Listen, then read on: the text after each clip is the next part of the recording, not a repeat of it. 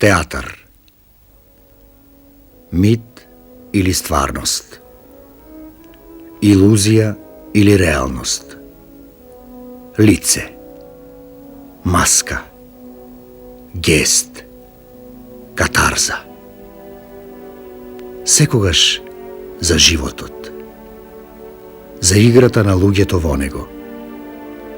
Нешто што минало. Нешто што ќе биде. Антика. Наши дни. И кој знае до кога во бесконечноста. Емоции упатени кон гледачот, кон четвртиот зид. Вечност која трае во човековата подсвест. Сон и после сонот.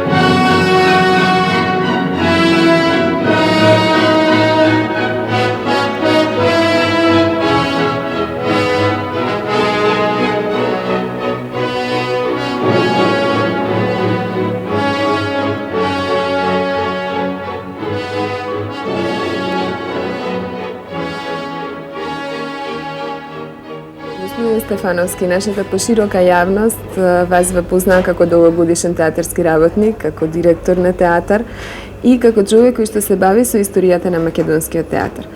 Поводот за нашиот денешен разговор е 50 годишнината од постоењето на Народниот театар во Битола и би сакала да поразговараме на таа тема. Се разбира дека овој датум, оваа прослава, не значи дека театарот во Битола постои само од 44 година па наваму.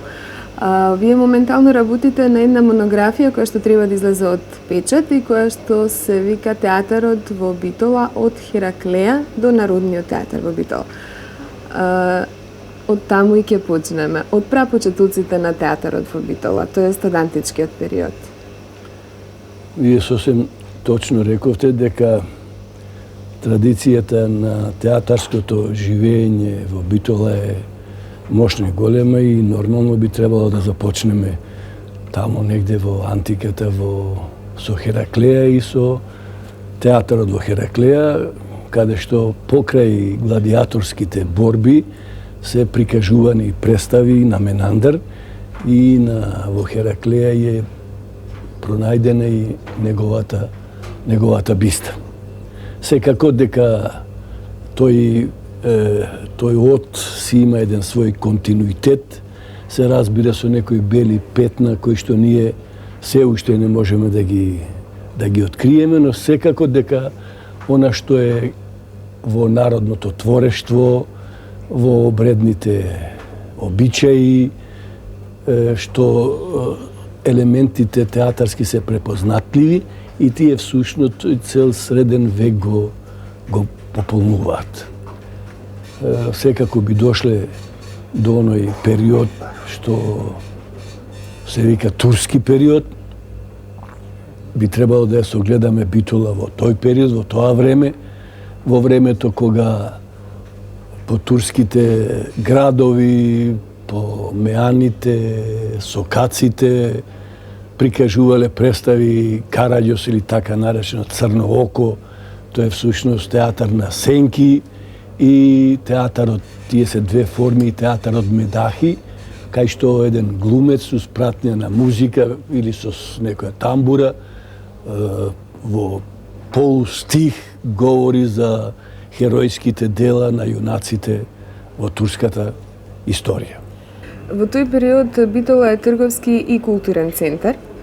При крајот на 19 век во Битола се гради и првата театарска зграда. Точно е, со навлегувањето на европејскиот театар во Турција, тоа е на крајот на 18-тиот и почетокот на 19-тиот век, прво се прави театарска зграда во Стамбул, па Солун, Битола и Скопје. Во Битола е прави Керим Паша, таа е готова 1905 година, започнува се гради крајот на 90-тите години, е градат ноќе со затвореници, бидејќи ги рушат турските гробишта. И има отпор од населението. Каква една коинциденција. И кога нашите паши во Битола го рушат тој театар, исто така почнуваат ноќе да го рушат, плашејќи се од гневот на граѓаните на Битола дека им се руши еден таков паметник, споменик како што беше театарот. Тој театар е граден во главном за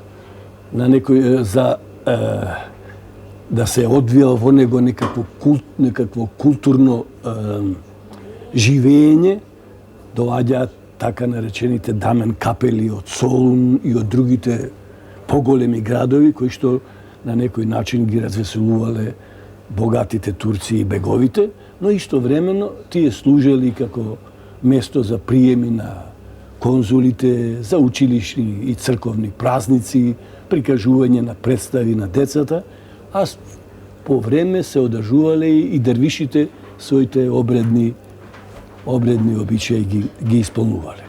Би сакал да кажам дека не само во тоа место, во Битола, во тие времења имало театар, туку се прикажувале представи во некоја зграда кај Тумбекафе и на влезот од кај прилеп до кафеаната Солун постоела некоја зграда. А посветења други представи се прикажувале и во други згради, кај конзулските згради и поголемите згради во кои што гостувале посебни трупи или пак училиштата или пак граѓаните кои што припремале во градот представи. На почетокот на векот во Битола гостуваат патувачки театри кои што го носат европскиот театар на овие простори. Репертуарски публиката во Битола била во можност уште тогаш да гледа дела од светски класици кои што до ден денеска се играат, така да континуитетот на театарскиот живот можеме да сметаме дека почнува на театарот во смисла на денешниот театар кој што ние го познаваме, почнува од почетокот на 20-тиот век. Кои се тие трупи, од каде се доаѓаат, кој е нивниот репертуар? Па прво би рекле дека таму по покана на црквената општина е повикан Чернодрински 1905 година да формира свој театар. Тој и го формира, прикажува представа Престапникот од Джакомети и еден дел од Крвава македонска свадба. Останала една критика, познатиот влюбеник, сега покоен господин Отилич, наваѓа таа критика е преведува од која ние можеме да видиме што то се случувало на двете представи. Првата представа поминала и така. На втората представа, кога се сцената на жетвата во Крвава македонска свадба, кога доаѓаат турците да ја грабат и кога се побунуваат селјаците, толку народот во Битола е почувствувал публиката, толку автентично даде, да веќе утринта турците го избркале Чернодрински назад доди во Бугарија. А со доаѓањето на Чернодрински, вели критичарот, дека пред него пак долго време била заседната групата на некој НФФ, кој што во Битола прикажувал представи од западниот и светскиот репертуар. Одме после завршувањето на Првата светска војна, Лазис се враќа од Солун и го формира Битолскиот народен театар, кој што во континуитет трае до 1934 година. 27-та година се Скопскиот театар, кој што останат без града, прави еден вака малку непоштен чекор, као се спаја со Битолскиот театар, додека да си ја направи зградата во Скопје, се отвара адаптираната зграда, стара турска во Битола, со Урош Велики, заедно прават представата, се прават два ансамбли, ансамбл делува во Скопје и градовите околу Скопје, другиот битолскиот го покрива другиот дел, но кога е готова зградата во Скопје, Скопскиот театар се повлечува, ги оставува глумците битолски на цедило и тие до 34 година никако не може да дигнат глава. Мора да кажеме за тој период, јас сум забележал точно дека 277 представи имал можност Битолскиот театар да види од гостувањата на Скопскиот народен театар. Тука се од тие националистички представи за кои што вие говорите до класиката, до современите, еден репертуар многу богат, за да потврдиме вашата теза дека битолската публика, битолската младина имала можност да се запознае со театарот уште од тога, за да може после најнормално да го отвори својот театар нешто подоцна. Бугарите го отвараат театарот 1943 година со Џаков, директоре кој што е истовремено охриѓенец и кој што истовремено одма после војната го формира Битолскиот театар заедно со Георги Цаца и е директор се до негде 47-та година. Изминаа од тоа 40 години. А се уште го паметам како жив.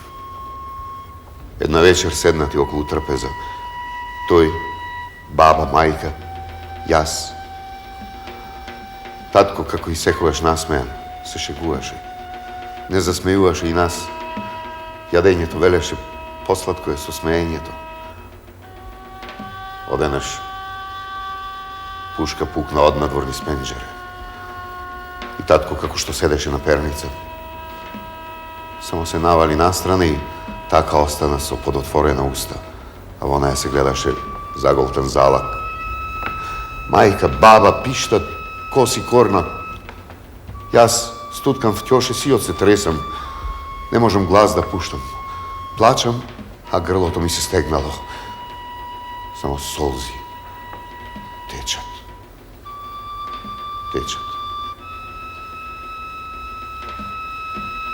Тоа слугите на Фердинанд.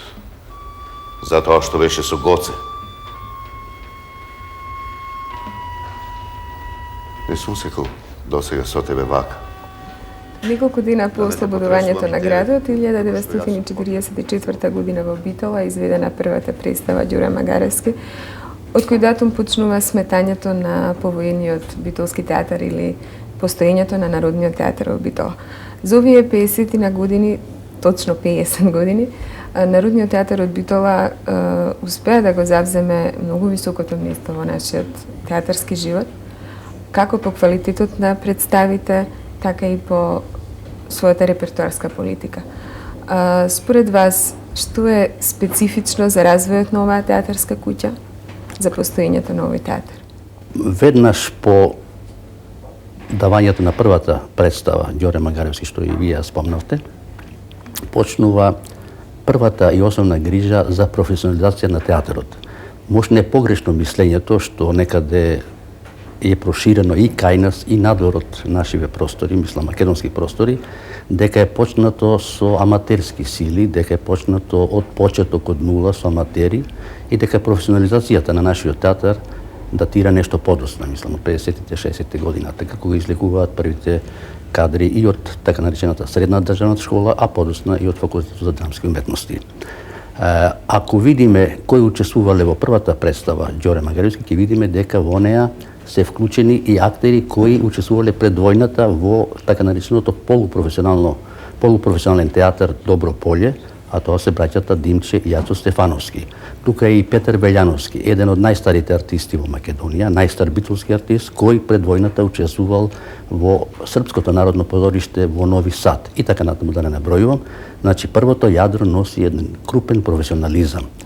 Грижата за тој професионализам, за создавање на вистински професионални кадри почнува уште на самиот ден на представата на Ѓоре Магаревски и веќе следниот ден, 14, односно 15, кога е извршена аудиција за нови членови и кога се веќе примени Мери Бошкова, тоа е првиот, говорам за првиот ансамбл, Мери Бошкова, денеска знаменита артистка на македонскиот театар, за жал неактивна, но во најзрелите години и така натака.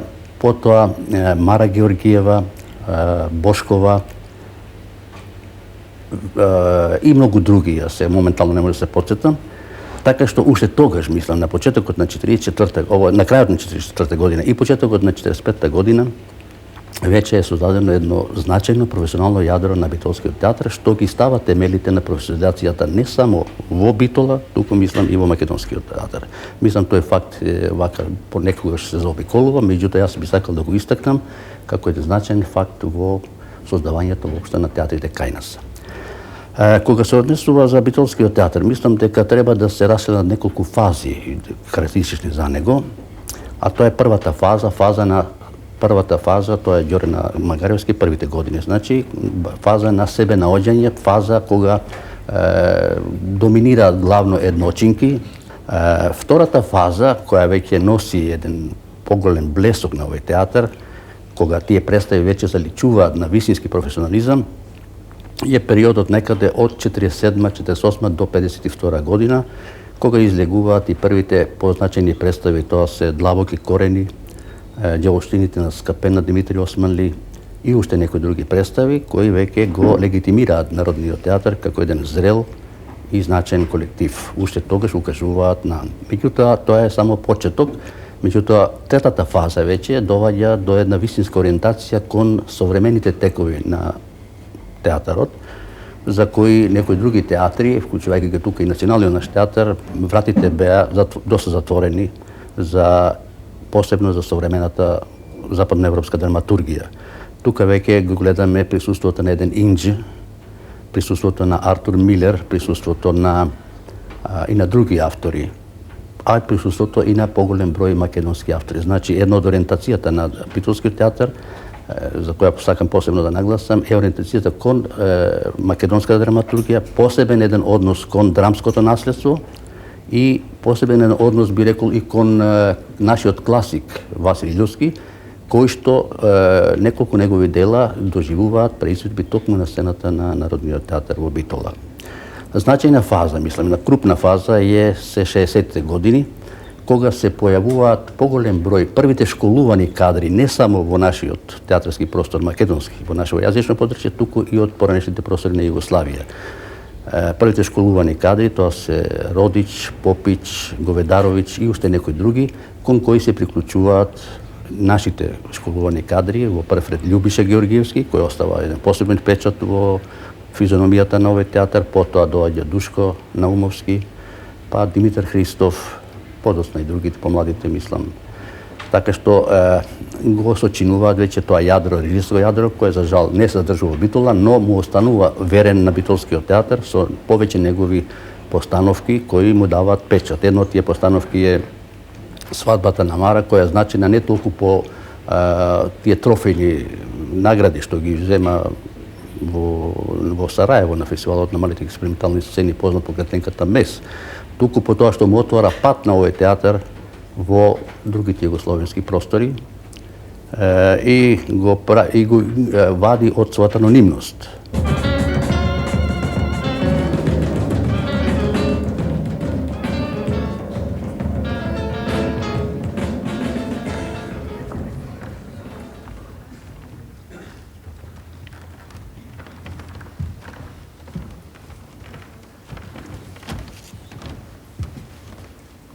Што молчите вака, Дукојце?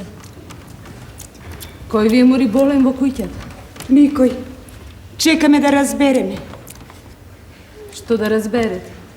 Да видиме дали се отровни печуркине. Кај најдовте сега печурки? Од лани се. Ама дека суви не знаеме дали се отровни или не. Ако не умре Дуко, ќе му дадам и на децава.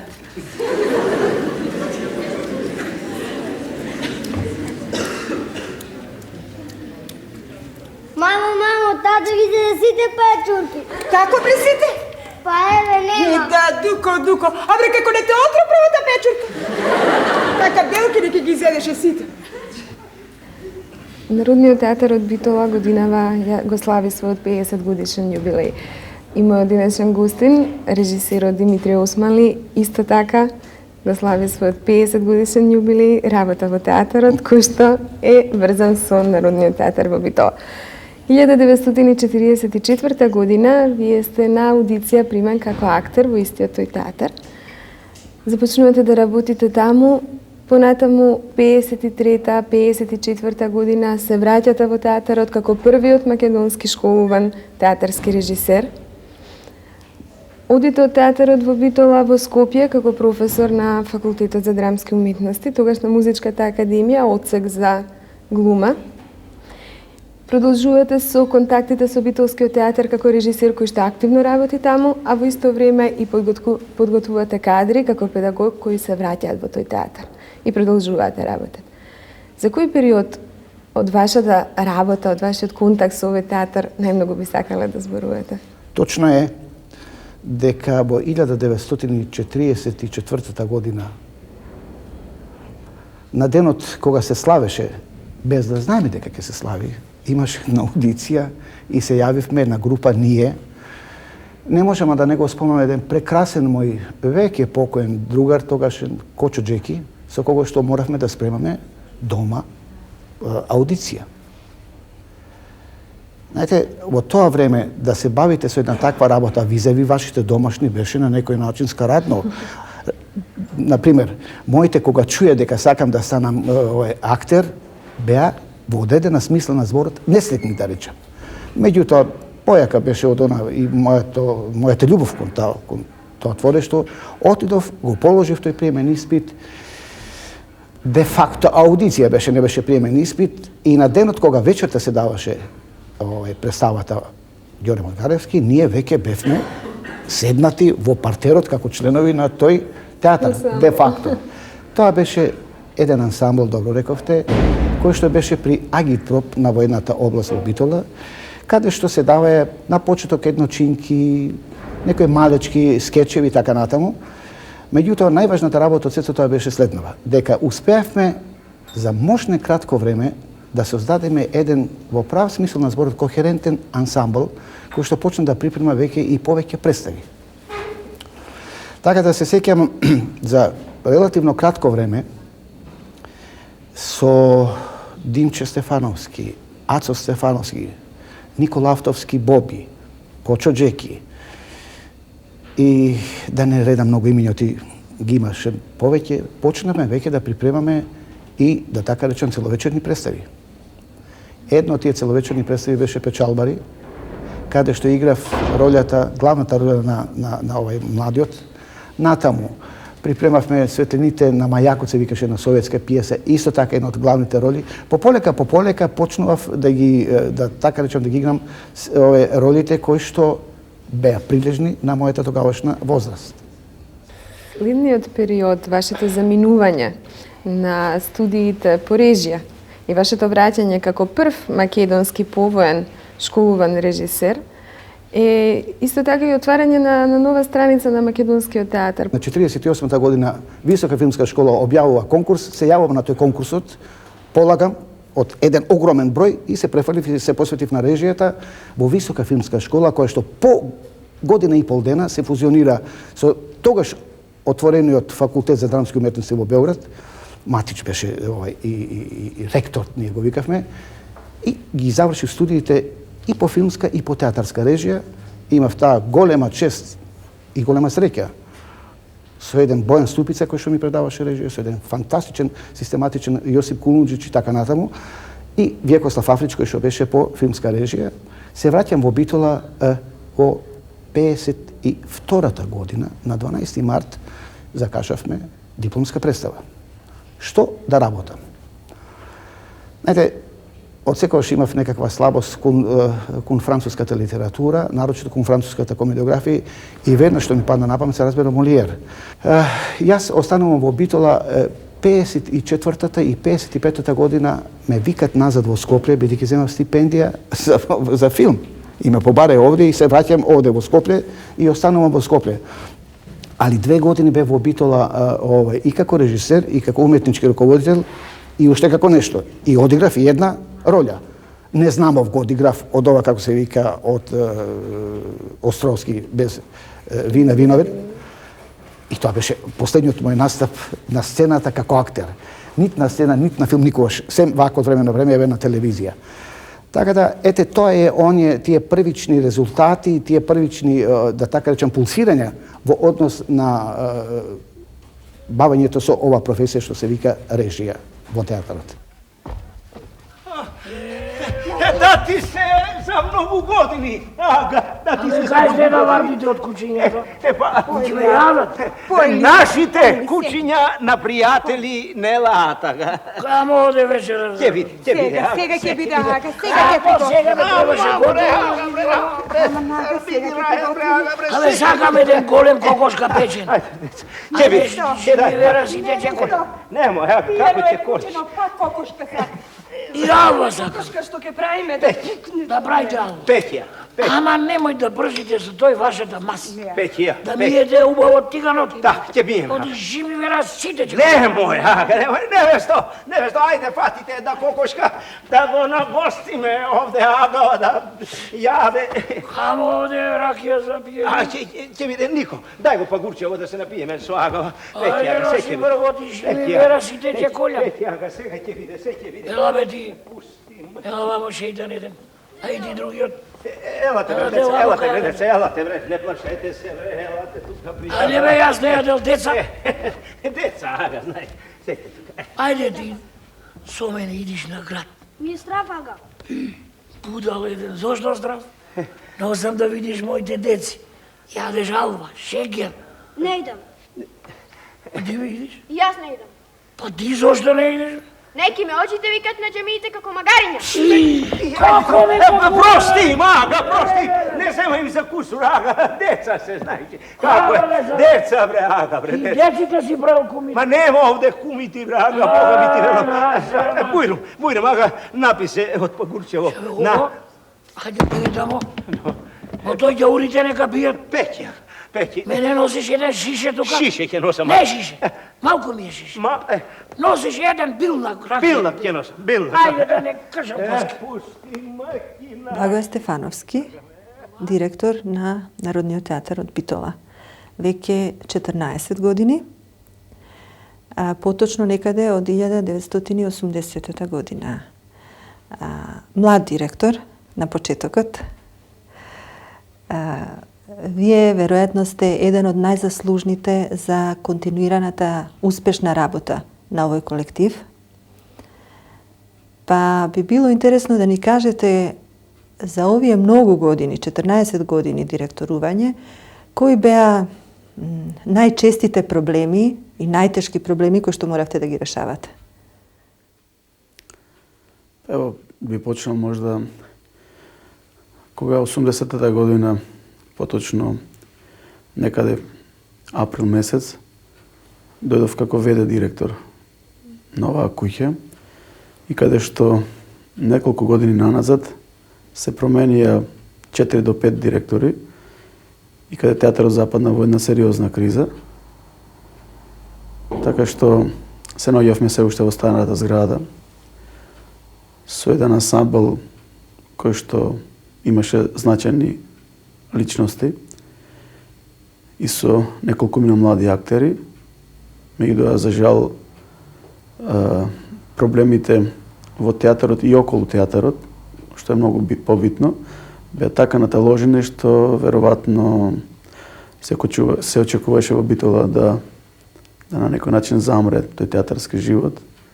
Едноставно како последица на она што се случуваше и во многу други градови во Македонија, бидејќи грижата или негрижата за театарот секаде беше присутна. И едноставно од немање никакво решение за градот Битола, за поточно кој ќе има улогата на оној што ќе одлучува за тој театар, од група на актери ми беше доверена мене како нешто што ќе значи во тој момент можеби младешка амбиција и нешто што ќе значи традиција, со тоа што потекнувам од семејство кое што бил биле актери кои го биле во оние неколку умина кои што го основа овој театар или кои беа во таа група 44-та. Тоа се татко ми Димче и стрико ми Ацо Стефановски. И веројатно со тоа што се очекуваше да има помал отпор на она што значи актерска каста, она што значи нешто што во секој театар има тајна некоја. Па едноставно ни оставија да ја водиме сами битката, самите со себе и самите против се она што не обкружуваше. И започна тоа така. Започна со првата представа како директор, тоа беше свечената вечера во погребното предпријатие од Иво Брешан со праизведба на тој текст, со многу тивки цензури од највисокото идеолошко тело на Република Македонија. И така се реда представи значајни, се консолидираше актерската екипа и сите оние сегменти кои што беше ретко и многу невообичајна појава за театрите во центарот, тоа да се има професионални екипи во сите сегменти на она што значи уметнички чин. И еве театарот денес е во една ситуација да има еден заокружен таков професионален кадар, каде што ето вие денес ќе разговарате со сите чинители на тие вредности што го прават Битолскиот театар и да се надевам дека се поставени здрави темели за еден добар период каде што овој театар, ако не се случат некои потреси кои што можат и најдобрата театарска куќа да ја потресат, вие добро знаете дека во најзначајните куќи се случуваат кризи. Е направено во Битола тоа да едно 15 до 20 години овој театар стои здраво и да представува на некој начин една од театарските куќи кои што сигурно ќе бидат од оние кои што на некој начин ќе го одредуваат значајниот репертоар на театрите во Македонија. Една мала дигресија од овој разговор, која што можеби треба да се свати како анегдота, се вели вака. Меѓутоа и како вистина се разбира, се вели вака. Еден од најдобрите, ако не и најдобар театарски директор во моментот, констатиравме дека во континуитетот од голем низ на години, е Баге. И се вели уште понатаму вака. Како еден татко, кој што се грижи за својата фамилија, така и тој, кога нема доволно пари во театарот, и кога дури и спонзорите не може да учествуваат со некој динар, а мора да се признае дека во Битола има голем број на љубители и спонзори кои што му помагаат на овој театар да обстане, кога се нема пари од државата. Баге тогаш од спонзорот добива, например, јаглен, па потоа го продава тој јаглен и така добива пари со кој што ја опрема представата, со која што представа победува на некој од меѓународните фестивали, па потоа и на градот и на државата им донесува слава. Добро. Сигурно тука би било, мислам, нескромно сега во овој момент да не кажам дека тоа има голем дел на вистина, можда и процедурата е малку поголема и подолга. Ние добиваме јаглен од еден спонзор кој што е можеби ето најуспешното предпријатие во овој град и пошироко можда и во Македонија, тоа е Рек Битола и кој што сигурно не може да ни дадат пари, бидејќи тие на платата не можат добро да ја направат, тука едноставно можат да ни помогнат во Кјумур. Тој Кјумур ние можеме да го дајме во една друга фабрика, тоа е шеќерана во Битола, па да не врати исто во производ во шеќер и после на крајот да стигнеме до некои пари кои што нас ке ни значат некоја опрема за некоја театарска представа или некој исплатен авторски хонорар на оние луѓе кои што во моментот ги немаме, а кои што ни се неопходни за еден добар театарски чин. Во секој случај, мислам, тоа се некои работи со кои долго време се бавиме, едноставна причина за тоа што ние, за жал, овдека, која го имавме на сизовско време, добивавме пари за цела година колку театрите во центарот за една представа. И тие битки ги биеме многу долго и многу сме поискусни и тоа за нас не значи дека тоа е некој тежок товар на луѓето кои што раководиме, напротив, мислам, една едноставна причина која што ни донесува некој поудобен живот, меѓутоа многу значено што ние во континуитет имаме процес на работа, обезбедуваме. Ние имаме 7 до 8 премиери годишно. Тоа значи да исто така, барем 2-3 пати се навраќаме на класиката, која знаете дека сака некои материјални погодности од опрема на костим, декор и она што значи една ваква театарска куќа која ќе се види со огромни димензии за одржување, бидејќи тоа никој ден денес не го плаќа, туку напротив тоа сме ние соочени за да оствариме еден процес, да имаме нормално грејање, да немаме проблеми со оние што ни наплатуваат за се она што ние не сме за жал во таа даночна политика со ништо бенефицирани како театара и како култура.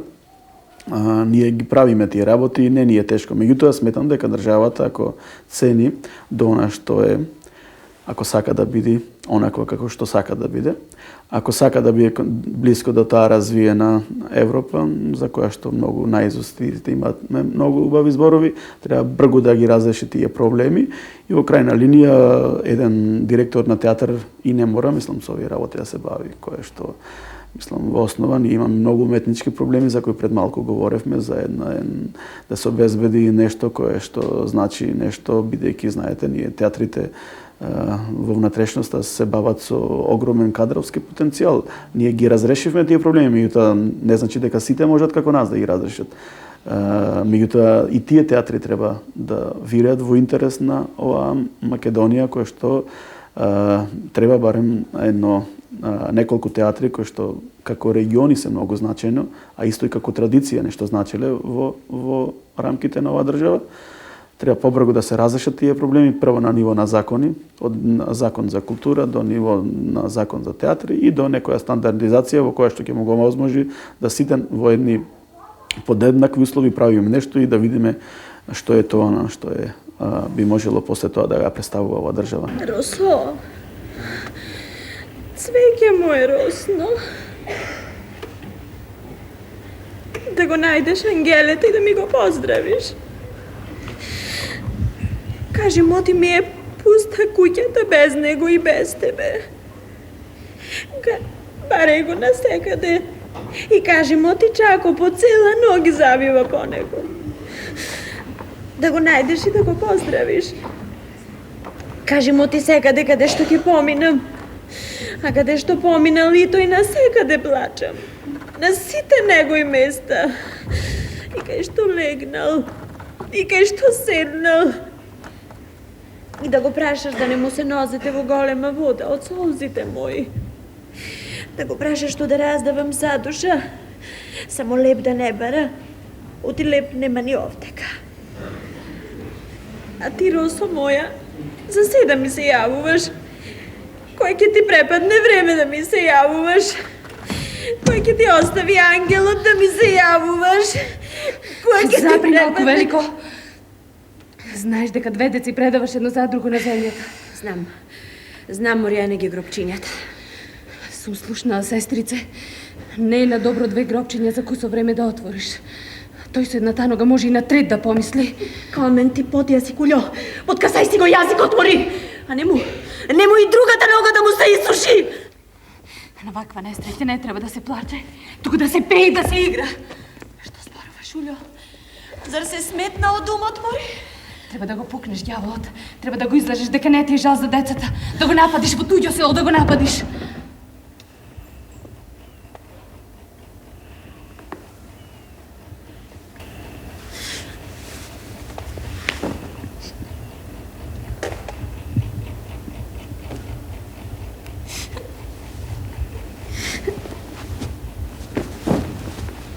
Пеј, Велико. Пеј!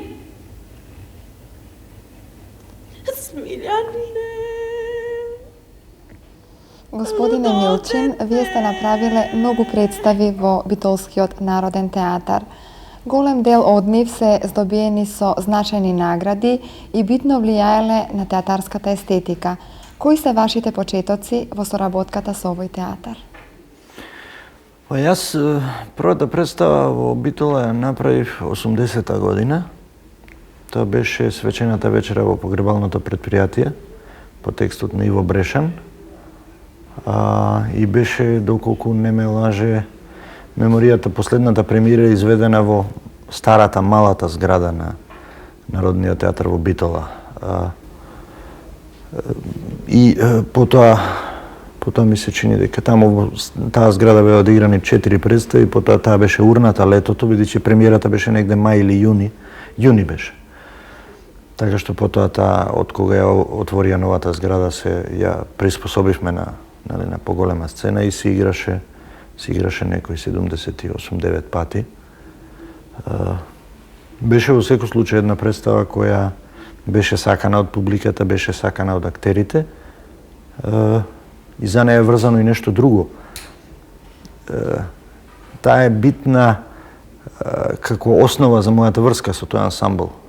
Не само заради тоа што направивме добра представа, туку затоа што се случи нешто што е многу битно како чин на театарски морал. Таа представа негде на втора ми се чини генерална проба, дојде тогашната идеолошка комисија на Централниот комитет со намера представата да ја симне од репертоар, се разбира не со официјална забрана, туку со убедување. И истапи со една теза дека глумците не знаат што играат и не се виновни, туку дека вината лежи врз писателот и режисерот, нели, дека тие манипулирале со актерите да одиграат една деструктивна, нели, опасна представа. И се случи тогаш нешто што никогаш нема го заборавам, а тоа е сите актери кои играа во представата одговорија на тоа со свој став кој гласеше приближно вака. Што мислите вие, дека ние сме овци кои не знаат по 2 месеци работа што играат? Тој став, таа одбрана на представата што ја направија актерите, нели, во името на достоинството на театарот и на достоинството на професијата, таа одбрана на некој начин беше темелот за таа соработка на тамошна со театарот во Битола. Дел од ансамблот произлегува од Факултетот за драмски уметности од Скопје. Колку тие едуцирани луѓе од повеќе профили придонесуваат за подемот на театарот? Па, мислам дека театарот во Битола воопшто има, како би рекол, најголем континуитет во тој генерацијски распон. Таму речиси да немаше една дупка.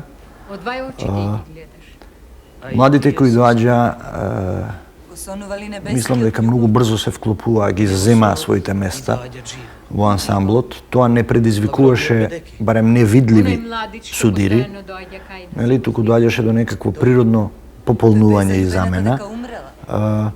Хармонијата меѓу постарите и помладите не се нарушуваше и мислам дека колку што може да се погледа репертоарот на Народниот театар во Битола, се гледа дека фактички секоја нова генерација го зазема своето место и товарот на тежината на тоа кој го носи репертоарот се поместува точно така како што генерациите доаѓаат. Така што ми се чини дека тие генерации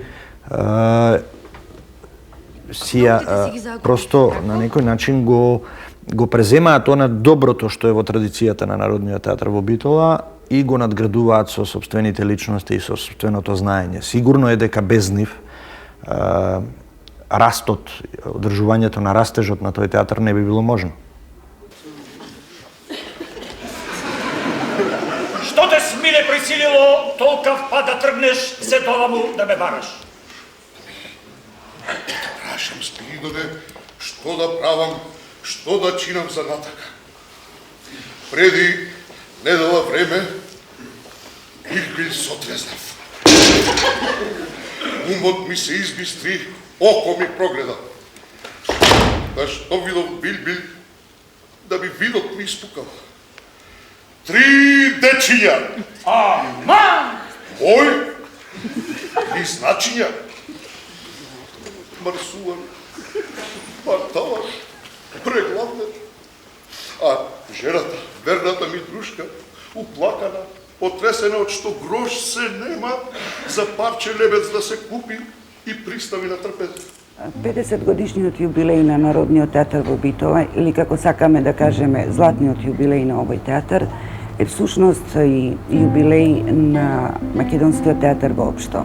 Зашто на оној 14. ноември 1944 година Изведбата на едночинката Ѓоре Магаревски од Владо Малевски го означи всушност и почетокот на македонскиот театар воопшто. Меѓутоа, театарот Славеник има причина да биде горд на своето постоење од повеќе аспекти. Пред се за тоа што на еден начин тој ги удри темелите на македонскиот професионален театар и затоа што во изминатите години, во тие 5 децении, успеа да однегува еден свој стил, било репертоарски, било програмски и пред се актерски. Често сакаме да кажеме дека подемот, условно кажано, на Битолскиот театар започнува некаде во 1977 година со представата Свадбата на Мара, со која овој ансамбл стигна на фестивалот на малите и експериментални сцени во Сараево, популарниот МЕС. Во тој април 1977 година, со своето појавување на еден југословенски поширок театарски простор, Битолскиот театар успеа да се наметне од сите аспекти. Таа представа, да речеме, беше прогласена за најдобра режија, доби награди за актерски остварувања и автоматски со таа влезе и во конкуренцијата на програмата на следното, исто во 1977 година во мај, Стериино позорје. Тогаш на тоа Стериино позорје представата доби само награда за актерско остварување Јана Поповска. Меѓутоа, тоа беше почеток, тоа беше всушност продолжение на она што со години наназад го градеше и го создаваше Битолскиот театар. Па така јас не прифаќам дека подемот или бумот на Битолскиот театар почнува токму со Свадбата на Мара. Свадбата на Мара е само продолжение на она што пред тоа се случуваше. По Свадбата на Мара следува низ за представи, да речеме, Време за пење, Пиреј, кои што исто излегоа од рамките не само на Битола, не само на Македонија, туку пошироко во југословенскиот театарски простор. Освен што со тој ансамбл, со овој ансамбл Славеник, работеа или работат сите водечки режисери во Македонија, кои што му дадаа свој белег на својот театар, на актерите со кои тоа го правеа. Секако најзаслужно место во сето тоа зазема концепцијата на театарот, битката за репертоар и битката за програма. Ако го мериме по некакви мерила на создавање на представи, што не е ни релевантно, ќе погледнеме 15-20 години наназад дека во Народниот театар во Битола годишно се создаваат по 7, 8 или 9 представи, што е во однос на другите театри во Републикава една значителна бројка, да речеме, во однос на некои други 2 пати повеќе. Меѓутоа не е се во репертарот или во бројноста на представите. Работата по мене се должи, освен на таа желба постојано да се биде на сцената, постојано да се биде во контакт со публиката, во негувањето на специфичната актерска игра, односно негувањето на ансамблот.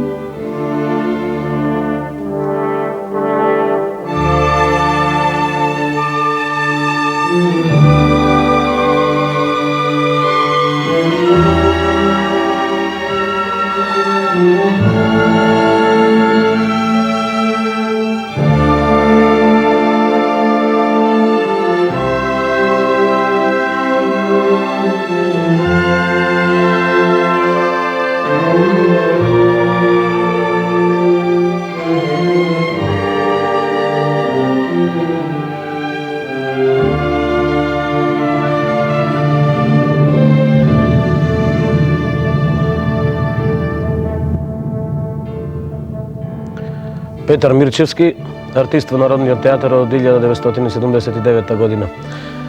После завршувањето на Факултетот за драмски уметности во Скопје кај професорот Љубиша Георгиевски се вработи во Народниот театар во Битола, затоа што мислев дека во овој театар навистина се пружа една шанса за младите луѓе каде што можат да се докажат и да го покажат она што знаат. За овие 15 на години колку што сум вработен во Народниот театар имам одиграно голем број на улоги. Тоа од прилика по 5 улоги во секоја сезона, па за тие 15 години така поприличен број од околу 75 роли. Сум играл доста ликови од класиката, од домашните автори. Би ги напоменал тука Малволио во Ноќ спротив Одици, Тиреси во Едип, Скапен, па потоа Аполони во Хамлет. Една од моите поголеми роли беше Сирано де Бержерак во истоимената представа во режија на Љубиша Георгиевски. Во Битолскиот театар сум од 53-та година. И ми се чини нема да звучи како фраза ако речам дека е тоа театар на мојата младост. Но, бидејќи за младоста поправен испит нема, еве ме во поодминати години да направам еден пресек на сето она што во текот на овие 40 години како актер го доживеав на сцената на Битолскиот театар. Сигурно дека нема да опфатам се, тука се безбројни улоги, но од нив најдраги, нешто што би можела да го одделам, што и од критиката и од публиката било оценето како врвно остварување, е првата моја улога во Вејка на ветрот од Коле Чашуле, за која што добив и награда на градот Битола, потоа Медеја, за која што бев номинирана за наградата 11 октомври, но во исто време беше и Тодорка Кондова и со право таа ја да доби таа награда. Потоа доаѓа Магда во Кој се плаши од Вирџинија Вулф. Потоа би ја истакнала улогата на во Дамата со камели на Маргарета Готје, така да тие први години, 10 години се одвиваја во знакот на словото М. Потоа се редат уште многу други улоги, се разбира.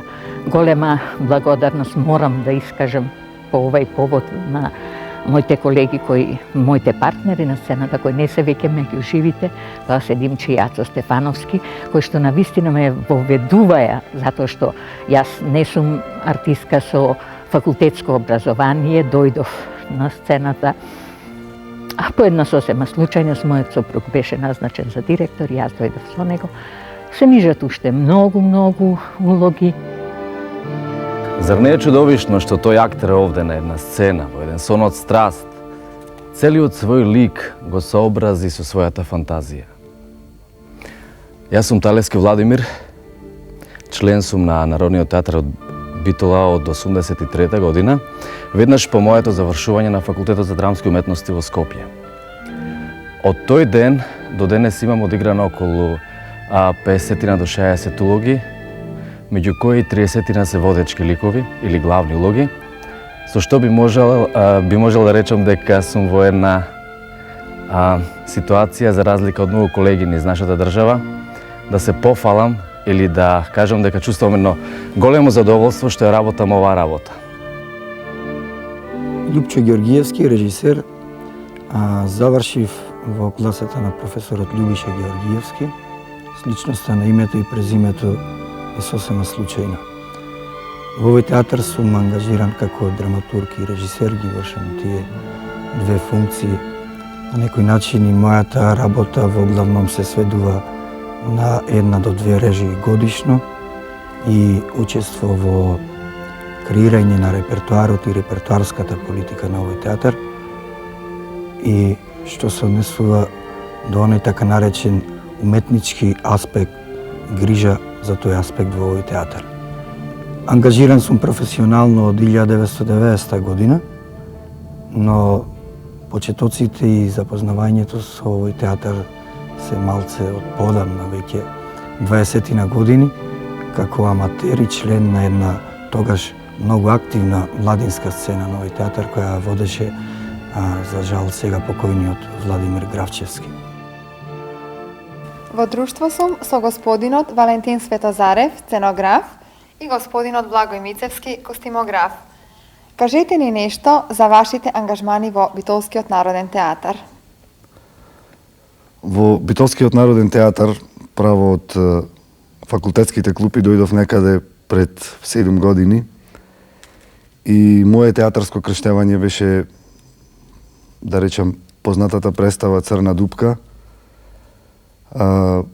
која ја режираше загребачкиот режисер Бранко Брезовац. И по некоја иронија чудесна во таа представа работев костими, иако по вокација сум нели сценограф. Некако тогаш протекоа тие театарски води низ мене, иако како голем љубител на театарот и како редовна публика присуствував долги години и го следев развитокот на Народниот театар од Битола. Веднаш после него моите први сценографски искуства беа со Душко Наумовски. Ја работевме Македонска крвава свадба. Имав голем страв, морам да ви признам, затоа што првпат нешто што го цртав на хартија добиваше своја душа и се појавуваше во просторот. И кога тоа конечно се заврши и кога видов дека тоа што јас го замислив на хартија до некаде излезе и се појави во просторот, веќе добив некоја, да речеме, сигурност и почнав да го одам мачниот пат на сценографот. Во Народниот театар во Битола имам изработено, не го знам точно бројот, меѓутоа некаде околу 30 представи за овие 6-7 години колку работам тука. И неколку пати исто сум се појавил и како автор на костимите во представите. За разлика од мојот пријател соработник Валентин Светозарев, јас сум во Народниот театар од Битола само 3 години и моето искуство е значително помало од неговото. Меѓутоа, од преку 45 представи кои ги имам реализирано за овие 4 години работа, 20-тина се токму со него во Народниот театар од Битола и всушност мислам дека веќе може да стане збор за еден тандем и затоа верувам дека не случајно сме заедно во овој разговор. Сакам да кажам дека неговото искуство на почетокот ми помогна, тој самиот напомена дека работел неколку костимографии и многу често заедно соработуваме во овој театар. Инаку во овој театар сум професионално вработен како костимограф од пред 3 години, како што реков, а од моето дипломирање на школата за дизајн на текстил и облека во Загреб, 2 години ги направив всушност и првите представи во овој театар. Првата работа како професионална костимографија ми беше представата на Трите вечери на текст од Маја Стефановиќ во режија на Љупчо Ѓоргиевски. Битолски народен театар. Јубилеј 50 години.